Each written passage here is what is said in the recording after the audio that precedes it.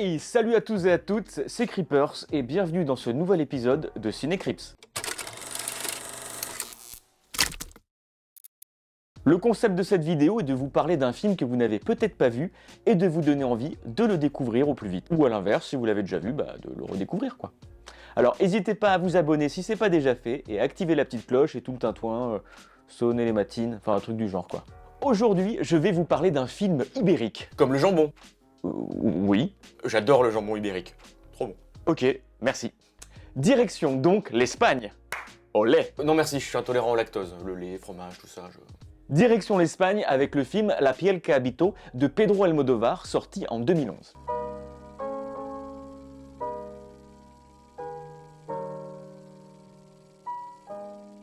Pedro Almodóvar signe avec ce film son 20e long métrage. Il a la réputation d'être l'enfant terrible du cinéma espagnol. Alors il a émergé au début des années 80, devenant une figure de proue du mouvement culturel la movida quoi.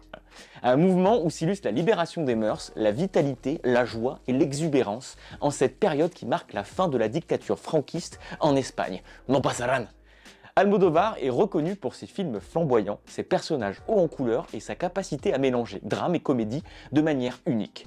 Parmi ses œuvres les plus connues, on peut citer Tout sur ma mère, qui lui a valu quand même l'Oscar du meilleur film étranger en 99, et Parle avec elle, un autre bijou qui lui a valu l'Oscar du meilleur scénario original en 2003. Ainsi que le film le plus connu du grand public, Volver. Ou avec l'accent de chez nous, Volver. Effectivement, mais oh putain c'est quoi ce truc? Ah bah c'est comme sur l'affiche du film avec du PQ. La piel que habito, de quoi ça parle? Eh bien c'est l'histoire de Robert Ledgard, joué par Antonio Banderas, qui est un éminent chirurgien plastique, qui suite à un drame personnel, décide de développer une peau synthétique révolutionnaire, résistante notamment à la chaleur ainsi qu'aux piqûres d'insectes. Dans son manoir, Robert teste son invention sur Vera, une jeune patiente qui se trouve être retenue contre son gré.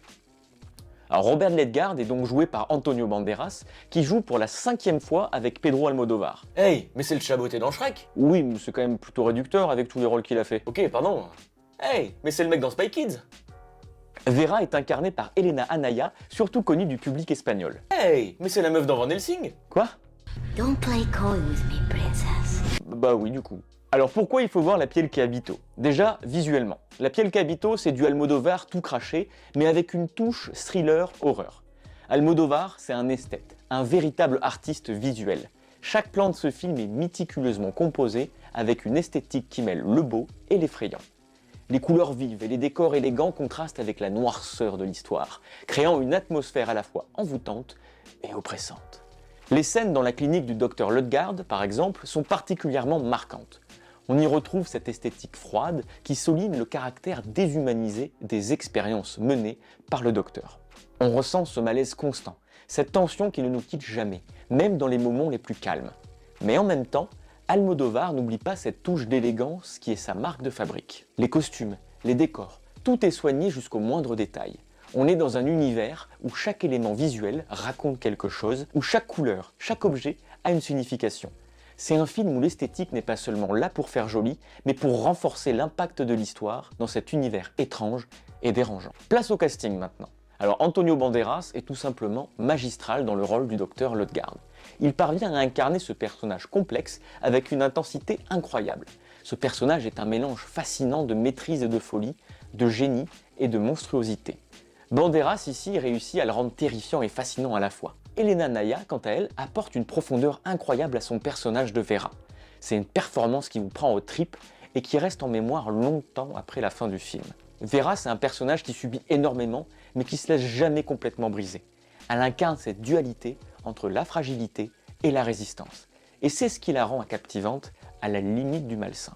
La piel que habito n'est pas qu'un simple thriller psychologique, c'est aussi une réflexion profonde sur des thèmes complexes et dérangeants. L'un des thèmes de ce film est celui de l'identité. Qui sommes-nous vraiment? Et jusqu'où peut-on aller pour la changer?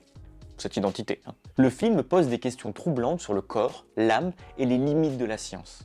On y explore la transformation physique et psychologique, ainsi que les conséquences que cela peut avoir sur l'identité de la personne. Et puis il y a cette réflexion sur la déshumanisation. Que se passe-t-il quand on pousse les limites de l'éthique trop loin, quand on traite les êtres humains comme des objets, comme des cobayes? La piel que habito aborde ces questions avec une froideur qui fait froid dans le dos. mais toujours avec cette élégance qui caractérise le cinéma d'Almodovar. Voir ce film m'a rappelé Le bateau de Thésée, une expérience de pensée connue depuis l'Antiquité qui pose la question suivante. À force de réparer un bateau, et donc d'en changer toutes les planches en bois et autres composants, voilures, etc., il ne reste plus rien d'origine. Est-ce donc toujours le même bateau ? Almodovar nous plonge dans un univers où le beau et l'horrible se mêlent, où chaque personnage cache un secret, où chaque scène vous fait réfléchir sur des questions philosophiques profondes. C'est le genre de film qui vous reste en tête longtemps après l'avoir vu, qui vous pousse à discuter, à débattre, à remettre en question vos propres croyances. La piel che abito ? Ou plutôt, dans la langue de Molière, la pelle habite au dernier étage. Hein ? J'ai pas compris. La pelle qui habite au... Ah ouais, mais là... La piel che abito...